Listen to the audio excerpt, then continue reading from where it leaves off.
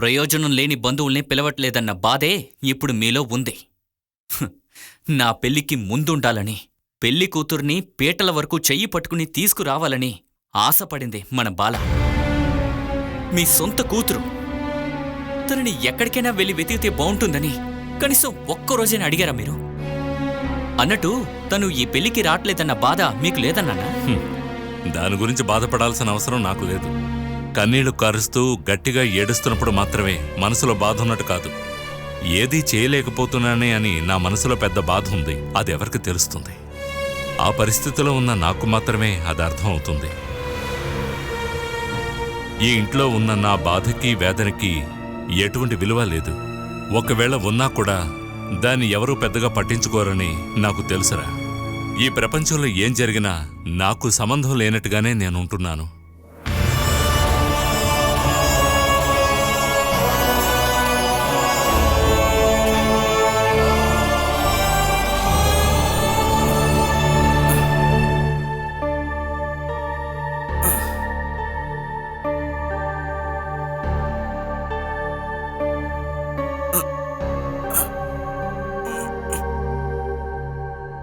మనోజ్ బావా, ఎక్కడికి? ఆఫీస్కి. అసలు ఏంటి మీ ఉద్దేశం? 2 రోజులు రెస్ట్ తీసుకున్నాను కదా, అది చాలే. ఇంకా లీవ్ వేస్తే అది బాగోదు. అంతా బాగానే ఉంటుందిలే. గాయానికి వేసిన స్టిచ్చెస్ తీసిన తర్వాత వెళ్తే చాలు. నువ్వు ఏమంటున్నావు జయ? నా వర్క్ పెండింగ్లో ఉంది. అస్సలు లెగో లేకుండా మంచాన పడి ఉన్న పరిస్థితి అయితే ఎవరు చేసేవాళ్ళు? దయచేసి ఈ విషయంలో మొండికేయకండి. నేను చెప్పిన మాట వినండి. నాకు వేరే ప్రాబ్లం లేదు కదా, వెళ్ళకుంటే బాగోదు. అందుకే మీ మేనేజర్ నంబర్ నాకివ్వండి బావా, నేను చేసి మాట్లాడతాను. ఈ వారం మీరెక్కడికి వెళ్ళడం లేదు. ఇలా స్ట్రెయిన్ అయ్యారంటే గాయం ఆడడం లేట్ అవుతుంది. ఆ తర్వాత కూడా మీరు ఆఫీస్కి వెళ్ళాలంటే బైక్ లో వెళ్ళకూడదు. బైక్ లో వద్దా? మరి ఎలా? మీకంటే సగం జీతం తీసుకుంటున్న వాళ్ళు కూడా కారులో వెళ్తున్నారు. మనం కూడా ఒక కార్ కొందాం, అప్పుడు స్లిప్ అవుతుందన్న భయం ఉండదు కదా. నాకు ఖర్చు పెట్టుకుని నువ్వు ఉండవు కదా. ఓ, ఈ రోజుల్లో కారు కొంటాం పెద్ద ఖర్చేం కాదు. కొనేటప్పుడు ఎంత ఖర్చు, అది మెయింటైన్ చేయాలంటే ఇంకా ఎంత ఖర్చు అవుతుందో తెలుసా? ఇక మీదట ఒక కార్ ఉంటేనే కాస్త స్టాండర్డ్ గా ఉంటుంది. ఓహో, ఇప్పుడు నువ్వు నన్ను లోకల్ అంటున్నావా? నా మనోజ్ బావ స్టార్ కదా. కొన్నిసార్లు నడుచుకునేది నేను అర్థం చేసుకోలేకపోతున్నా. అలా అన్ని అర్థమైపోతే ఏం బాగుంటుంది. అందుకే నీకు నా మీద ఉన్న కోపం పోయిందా? ఇంకా అది మనసులోనే పెట్టుకుంటే ఏ ప్రయోజనం? ఊరికే గొడవలు పెంచుకోవడం తప్ప. అందుకని నేను ఒక తప్పు చేశాను. నేను అలా ఆలోచించానని అపార్థం చేసుకోకండి. ఏ విషయం చెప్పు. పోయిన శనివారం రాత్రి మీ ఫోన్కు ఒక కాల్ వచ్చింది. మీరు తీసుకొచ్చిన అమ్మాయికి ఒంట్లో బాగాలేదు, మేము హాస్పిటల్కి తీసుకెళ్లామని ఆయన కాల్లో చెప్పారు. అది ఎవరు నా ఫోన్లో కాల్ చేసి అలా అంత చెప్పింది? నాకు తెలీదు. మీరు బాత్రూమ్ నుండి బయటికి రావడం చూసి నేను కాల్ కట్ చేశాను. నా డౌట్ క్లియర్ చేసుకోవటానికి ఆ నంబర్ తీసుకొని కాల్ చేసి మరీ మాట్లాడాను. హలో, ఇది ఎవరిల్లు? మీరు ఏ నెంబర్కి కాల్ చేశారు?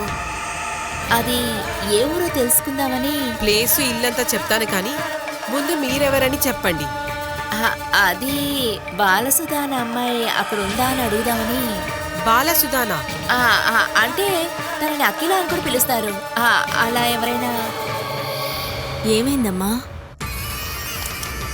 మీరు చెప్పే బాలసుధ అఖిల అని ఇక్కడెవరు లేరండి. మీరు నంబర్ మార్చి వేశారేమో. నంబర్ చూసి కాల్ చేయండి.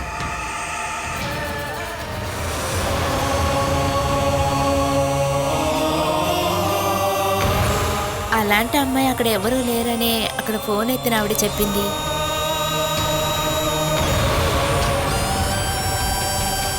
ఏదో కాల్ మారొచ్చినట్టుంది. నాకు అనుమానం రావడం వల్ల సిఐడి పనులు చేయడం మొదలుపెట్టాను. ఆ తర్వాత అంతటితో వదిలేశాను. నేనే అనవసరంగా అనుమానిస్తున్నానని తెలుసుకున్నాను. అంతా అర్థమైంది కదా, అది చాలు నాకు. అత్తయ్య చెప్పింది నిజమే. మీరు ఏ పని చేసినా దానిలో అర్థం ఉంటుందంటారు. కల్మషం లేని మనసు అని అంటారు. కానీ నాకే ఇప్పటి వరకు అర్థం కాలేదు. ఇక అన్ని సరి చేసుకుంటాను. నన్ను సరి చేయబోతున్నావా? మిమ్మల్ని కాదు, నన్ను.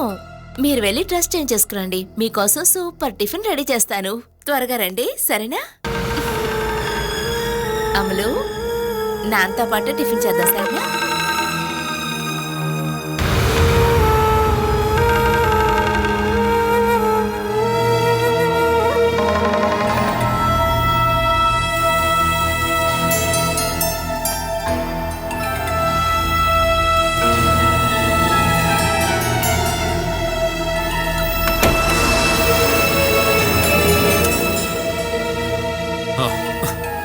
రేపు స్టాక్ తీయడం కోసం ఊరు వరకు వెళ్తున్నాను. నా షర్ట్లు ప్యాంట్ అంతా తీసిపెట్టు. ఏమే, నీతోనే మాట్లాడుతున్నాను, ఏం వినిపించట్లేదా? ముందు అంతా నష్టపోయినట్టు ఇలా కూర్చోడం ఆపు. స్విచ్ వేస్తే పనిచేసే రోబోట్ కాదు నేను. చెప్పిన పని చెప్పిన వెంటనే చేసే ఆరోగ్యం లేదు. నీ ఆరోగ్యానికి ఏంటే లోటు? మాట్లాడటానికి బానే కదా ఉంది. నీరసంగా ఉందంటే తినాలి. అందుకు కూడా కిచెన్కి వెళ్ళి నేనే పని చేయాలి. చెయ్యాలి. నీకు ఆకలేస్తోందంటే కిచెన్కి వెళ్ళి నువ్వే వండుకోవాలి. జైల్లో ఉన్న వాళ్ళకి ఆ స్వాతంత్రం ఉందా? ఈ రోజు నేను ఇక్కడే ఉంటాను. నువ్వు కిచెన్కి వెళ్ళి తినడానికి ఏదైనా వండి పెట్టు. ఇంకెవరిని సహాయం అడక్కు, వెళ్ళు. చాలా రోజులైంది కదా నీ చేతి వంట తిని. వెళ్ళు. ఆ తర్వాత వచ్చి నా డ్రెస్ ఐన్ చేసేవు చాలు.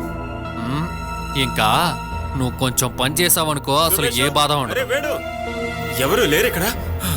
రే, వనితా కమిషన్ వచ్చింది. ఎందుకో? రే, నువ్వు తను రూములో పెట్టి ఇబ్బంది పెడుతున్నావు, ఎవరైనా కంప్లైంట్ ఇవ్వచ్చు. నువ్వు ఎవరికే కంప్లైంట్ ఇచ్చావు? రూమ్ లోనే ఉన్న నేను ఎలా కంప్లైంట్ ఇవ్వగలను? రే, ప్రశ్నలే ఉంటే తర్వాత చూసుకుందాం. నువ్వేం చేస్తున్నావు? రా రారా రారా అంటుంటే. నాకు జంక్షన్ నుంచి రాజన్న కాల్ చేసి చెప్పాడు వనితా కమిషన్ ఇక్కడికి వస్తుందని. వెంట పోలీసులు కూడా ఉన్నారట. ఆ తలుపు తీకు, నేనే వేసి వచ్చాను. ఏంటి సతీష్ పిలిచావు? రే, లేదురా, వనితా కమిషన్ వచ్చి నిన్ను పిలుస్తారట. రే, వనితా కమిషన్ పోలీసులు తీసుకొని ఇక్కడికి వస్తున్నారు. ఏరా, అమ్మాయిని లేపుకొని వచ్చి ఇబ్బంది పెట్టేది మీరిద్దరే కదరా, వేణు నువ్వు. కంప్లైంట్ లో ఎవరి పేరైనా చేర్చుండొచ్చు. వీళ్ళ అమ్మా నాన్నలు కూడా కేసు పెట్టే అవకాశం ఉంది, అందుకైనా రావచ్చు. ఏమైంది? వనితా కమిషన్ వాళ్ళు ఇక్కడికి వస్తున్నారట. ఎవరిని తీసుకెళ్తారో లేదో తెలియదు కానీ ఎవరో ఒకళ్ళు మాత్రం ఇక్కడ నుంచి తీసుకెళ్లిపోతారు. రే వేణు, నేను మందు తాగుతున్నానని ఒకవేళ నా భార్య ఏమైనా కంప్లైంట్ ఇచ్చిందంటావా? ఏమో అనిలా, ఏయ్ అనిలా.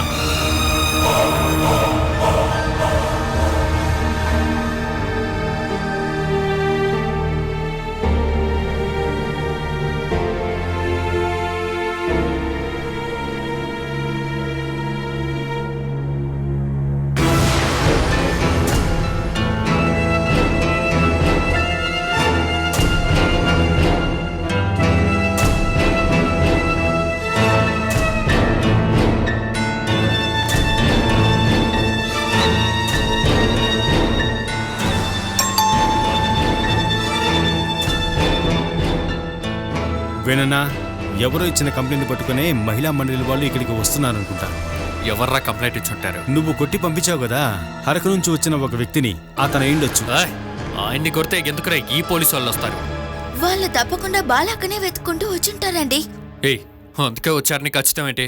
రే, నువ్వు కూడా ఒక దాన్ని తీసుకొచ్చావు కదా, ఒకవేళ అదే విచారించడానికి వస్తే? దానికోసమే కాదు, నువ్వు బాలావతిని లోపల బంధించావు కదా, దాని విషయంగా ఉంటుంది.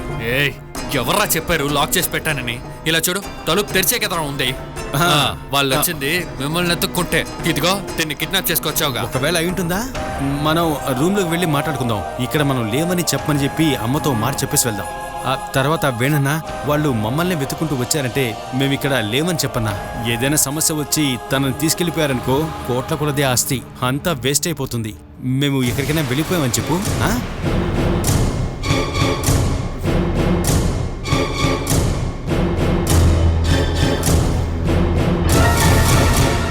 ఇక్కడ ఎవరూ కనిపించడం లేదే. అన్న తమ్ముడు ముగ్గురు ఇంట్లోనే ఉంటున్నారు, అందుకని ఎవరు లేకుండా ఉండరు. సుభద్ర మేడం, మనం వచ్చామని తెలుసుకొని డోర్ తీయట్లేదు వాళ్ళు.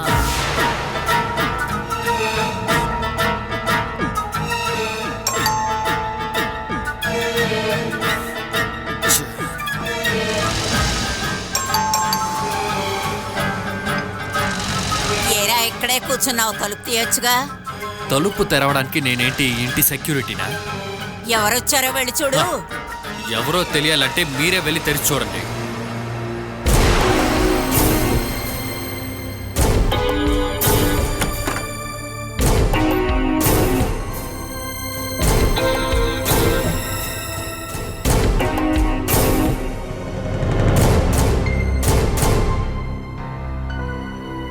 ఎవరు మీరు? వీళ్ళు స్టేట్ ఉమెన్ కమిషన్ నుంచి వచ్చారు. పేరు సుభద్ర మేడం. ఈ ఇంట్లో వాళ్ళ మీద ఉమెన్స్ కమిషన్ లో కంప్లైంట్ ఇచ్చారు, దాన్ని ఎంక్వైరీ చేయడానికి వచ్చాం. ఏం కంప్లైంట్ వచ్చింది? వేణుగోపాల్ ఇక్కడ లేడా?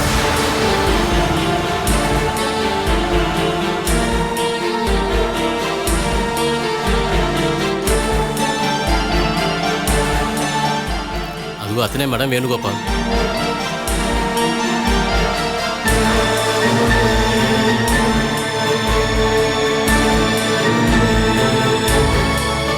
వేణుగోపాల్ అనేది మీరేనా? అవును. బాలసుధా మీ భార్యేనా? ఇది ఊరందరికీ తెలిసిన విషయమేగా మేడం. వేణుగోపాల్ దగ్గర అడిగిన క్వశ్చన్ కి తను ఆన్సర్ చేయని మీరు చేస్తున్నారేంటి?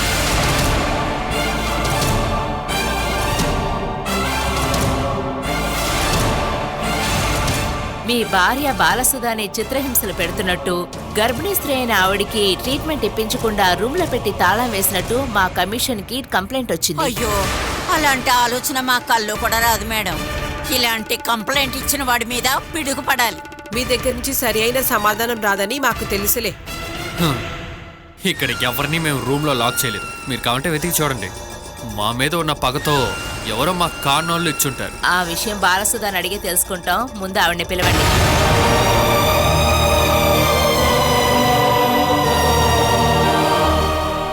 ముందు మీరు బాలసుధాని పిలవండి. బాలని కొంచెం పిలువు. అమ్మాయి బాలా, అమ్మాయి బాలా, నిన్నేనా తల్లి? నీకోసం మహిళా కమిషన్ వాళ్ళు వచ్చారు. రా తల్లి. స్త్రీలకి ఇంట్లో గాని పబ్లిక్ లో గాని ఏదైనా అపాయం జరిగితే దాన్ని విచారించి రిపోర్ట్ ఇవ్వటమే మా డ్యూటీ. మీ భార్య మీద మీరు అఘాయిత్యం చేశారని తెలిసిందంటే 1 సంవత్సరం పాటు జైలు శిక్ష, ఇంకా 25,000 రూపాయలు జరిమానా కట్టాల్సి వస్తుంది. రామ్మా.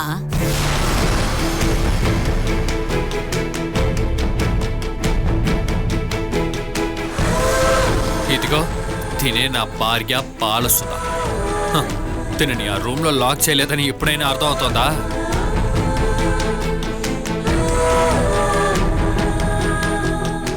బాలసుధా, ఇక్కడ రండి. వెళ్ళమ్మా.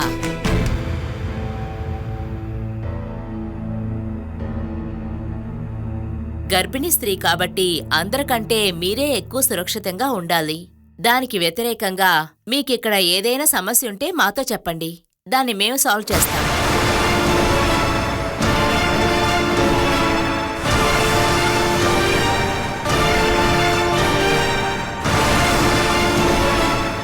భర్త దగ్గర నుంచి గాని, వాళ్ళ అమ్మా నాన్న సహోదరుల దగ్గర నుంచి గాని మానసికంగా లేక శారీరకంగా ఏదైనా ఇబ్బందులు మీకు కలిగున్నాయా?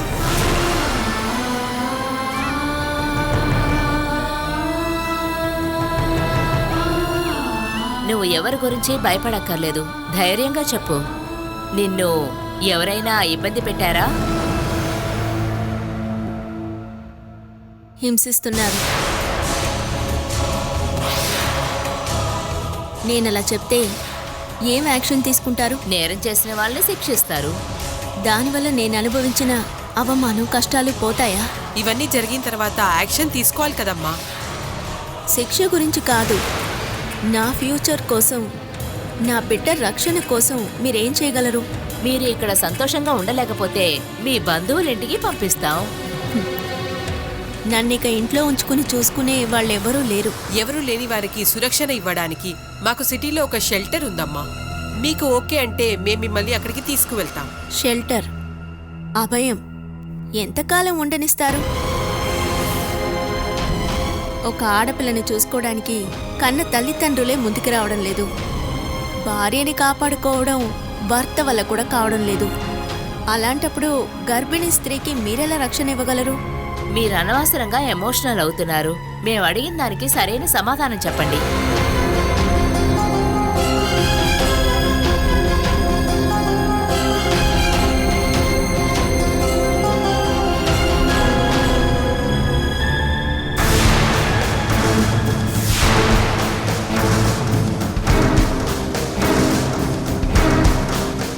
బాగా తప్పతాగి మానసిక రోగం ఉన్న భర్తనే కదా ఇక్కడ ఉండేది.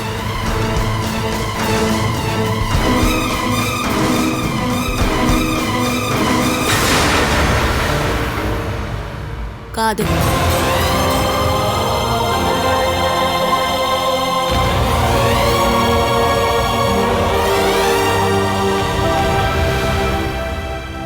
పెళ్ళైనప్పటి నుండి మీ భర్త మిమ్మల్ని ఏదో ఒక మాటలతో అనవసరంగా హింసిస్తున్నారా?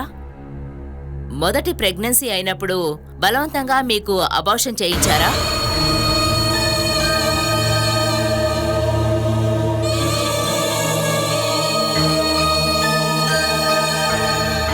చెప్పండి, అబోషన్ చేశారా? అది స్టెప్లో వచ్చేటప్పుడు కాలు జారి పడిపోయారు. భోజనం ఇవ్వకుండా మిమ్మల్ని మీ భర్త రూమ్లో లాక్ చేశారా? వీడి మాట వినకపోతే మీ కడుపులో ఉన్న శిశువుని చంపేస్తానని బెదిరించాడా?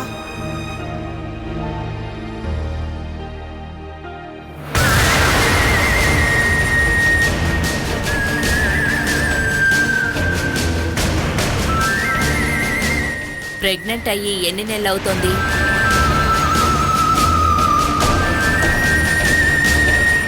మీకు వినిపించలేదా బాలా? ప్రెగ్నెంట్ అయ్యి ఎన్ని నెలలైంది? ఇది 7వ నెల. హాస్పిటల్కి వెళ్ళి చెకప్ చేయించుకుంటున్నారా? మేడం, పక్కన ఒక హెల్త్ సెంటర్ ఉంది, అక్కడికే తీసుకెళ్తాను. బాలసుధా, నీకు అవసరమైనప్పుడు హాస్పిటల్కి తీసుకువెళ్ళట్లేదా? నాకే కంప్లైంటు లేదు. ఇంకా ఇక్కడ ఎవరెవరుంటున్నారు?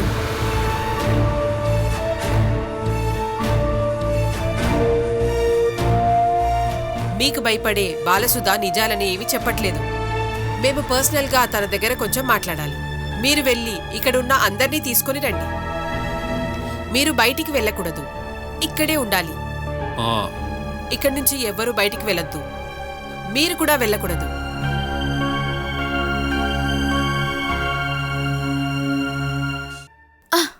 వాళ్ళు తప్పకుండా బాలాకనే వెతుక్కుంటూ వచ్చుంటారండి. అలా అని ఖచ్చితంగా చెప్పలేం. ఈ ఊరు మొత్తం మనల్ని గౌరవించే వాళ్లే కదా ఉన్నారు. ఒకడేమో భార్యని గదిలో బంధించి హింసిస్తాడు, ఇంకొకడు ఎవరో ఒక అమ్మాయిని ఎక్కడి నుంచో లేపుకొచ్చి పెళ్లి చేసుకుంటాడు. ఈ విధంగా చూసుకుంటే ఎవరో ఒకరు కంప్లైంట్ ఇచ్చుంటారు. మన చట్టం ప్రకారమే పెళ్లి చేసుకున్నాంగా. ఓ, ఏంటి నువ్వు మాట్లాడేది? రిజిస్టర్ ఆఫీస్కి వెళ్ళి 2 సంతకాలు పెట్టాం. ఎవరికి తెలియకుండా గుడికి వెళ్ళి దండలు మార్చుకున్నాం. ఇదా పెళ్లి? ఇలా చూడు, నేను నిన్ను కిడ్నాప్ చేసి ఇక్కడికి తీసుకొచ్చి పెళ్లి చేసుకున్నానని వాళ్ళు కంప్లైంట్ ఇచ్చారనుకో, నిన్ను ఇక్కడి నుంచి తీసుకువెళ్తారు. తర్వాత నిన్ను పొందడానికి నేను కేసు పెట్టాలి. నేనంతా మిమ్మల్ని వదిలి వెళ్ళనండి. వెళ్ళిపోకు. ఒకవేళ వాళ్ళు ఇల్లంతా వెతికి మనల్ని క్వశ్చన్ అడిగారే అనుకో, నేను లేకుండా నువ్వు బతకలేనని వాళ్ళతో ముక్కుసూటిగా చెప్పేసే. అదే కదండి నిజం. వీళ్ళ ముందు మాత్రం కాదు, ఎవరు అడిగినా నేను అదే చెప్తానండి. మీరు లేకుండా నాకు ఒక జీవితం కూడా లేదు. మెల్లగా మాట్లాడవే, వాళ్ళంతా వింటారు. అరే, మీరెందుకు భయపడుతున్నారు? నన్ను ఎవరిక్కడ తీసుకువెళ్ళర్లే. పోతే పోయింది. ఇంటికి వెళ్ళావంటే మీ నాన్న నీకు బ్రెయిన్ వాష్ చేసి మామూలు చేస్తాడు. నా కష్టమంతా పూర్తిగా వృధా పోతుంది. ఏమైంది? నువ్వు వెళ్ళావంటే నా జీవితమే వృధా అవుతుంది కదా. మీ జీవితాన్ని పాడు చేసే ఇక్కడ నుండి ఎక్కడికి వెళ్ళనండి.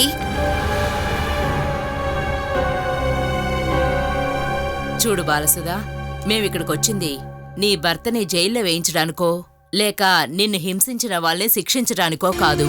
నువ్వు సంతోషంగా ఉండేందుకు సౌకర్యం కల్పించడానికే. అందుకు మేము ఏం చేయగలమో అది మీకు చేసి పెడతాం. నేను చెప్పానుగా, నాకెవరి మీద ఏ కంప్లైంట్ లేదు. నువ్వు ఎవరి గురించి భయపడుతున్నావు? నిన్ను చూస్తేనే మాకు తెలుస్తుంది. నువ్వు చాలా కష్టాలు అనుభవిస్తున్నావని బాగా తెలుస్తుంది. ఇంకా ఇలా జరగకుండా ఉండాలని, నీకు కావాల్సిన సురక్షణ కల్పించాలని మేమిక్కడికి వచ్చాం. నీ ఫ్యూచర్ కోసమే. నేనిక్కడ బానే ఉన్నాను. వేణుగోపాల్ అనే మనిషి తప్ప నాకు మరో జీవితమే లేదు.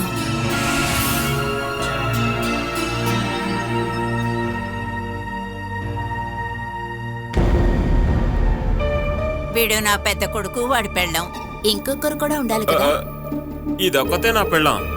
ఇంకొక కొడుకు, అతని భార్య ఉన్నారు కదా. ఓ, వాళ్ళన్నమాట. వాడి పెళ్ళాం వాళ్ళ పుట్టింటికి వెళ్ళారు. సాయంత్రానికి వచ్చేస్తారు. ఈ ఇంటి బయట షెడ్లో కొన్ని రోజుల పాటు మీరు అక్కడే ఉన్నారు కదా, ఎందుకని? అది ఇంట్లోకి వచ్చి వేడిగా ఉంటుంది. బాలానే కాదు, వేణు కూడా ఆ షెడ్ లో కొన్ని రోజులు ఉన్నాడు. అక్కడైతే బాగా గాలి వీస్తుంది. మీలో ఎవరి ద్వారానైనా ఏ రకంగానైనా బాలసుధకి ఇబ్బంది పెట్టారా? నాకు నా భర్త గురించి మాత్రమే తెలుసు. నేను మిగతా వాళ్ళ గురించి పట్టించుకోను. మిగతా వాళ్ళు మా గురించి ఏం అడగరు. మోసం చేయడానికి ఎవరో కంప్లైంట్ ఇచ్చారు. ఈ కుటుంబానికి వారసుడు రాబోతున్నాడని సంతోషంగా ఉన్నాం. అమ్మకి అందులో చాలా సంతోషం. సంతోషం ఎక్కువ అమ్మకి నిద్రే రావడం లేదు కదమ్మా. అవును. బాలసుధ ఏ కంప్లైంట్ ఇవ్వకపోవటం వల్ల ప్రస్తుతం మీరు తప్పించుకున్నారు.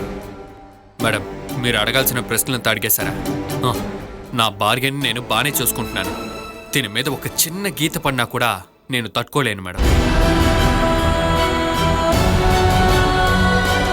నువ్వు కంప్లైంట్ రాసిచ్చిన వెంటనే నన్ను తీసుకెళ్లి ఊరేసారు. ఇంచుమించి పోతే కేసు వేస్తారు. కోర్టో లేదా కమిషనరో పిలిచినప్పుడు నేను ఒక లెటర్ రాసిస్తాను. తాగుడికి ఊరై మత్తులో అలా చేశాను, ఇంకా అలా చేయనని చెప్తాను. అంతటితో ఈ కేసు అయిపోతుంది. అది నాకు తెలుసు. మహా అయితే 2 ఏళ్ళు. ఈ 2 ఏళ్లలో ఏదో ఒకటి చేసి బయటకు వచ్చేస్తారు. మన చట్టం అలాంటిది కదా. మీకు ఆ శిక్ష పడితే చాలదు, అందువల్లే కంప్లైంట్ లేదు అన్నాను. ఇంతటికన్నా పెద్దదిగా ఏం శిక్షనే నాకు తయారు చేసి పెట్టావు? మీరు అనుభవిస్తున్న జీవితం. ఇక దేని మీద మీరు శ్రద్ధ చూపకుండా నా మీద మాత్రమే మీ శ్రద్ధ ఉండాలి. బయటికి వెళ్లే దారి మర్చిపోయి బాలా అన్న ప్రపంచంలో పిచ్చి పట్టి తిరగాలి. ఆ తర్వాత మీ బతుకుని చూసి నేను నవ్వుకోవాలి.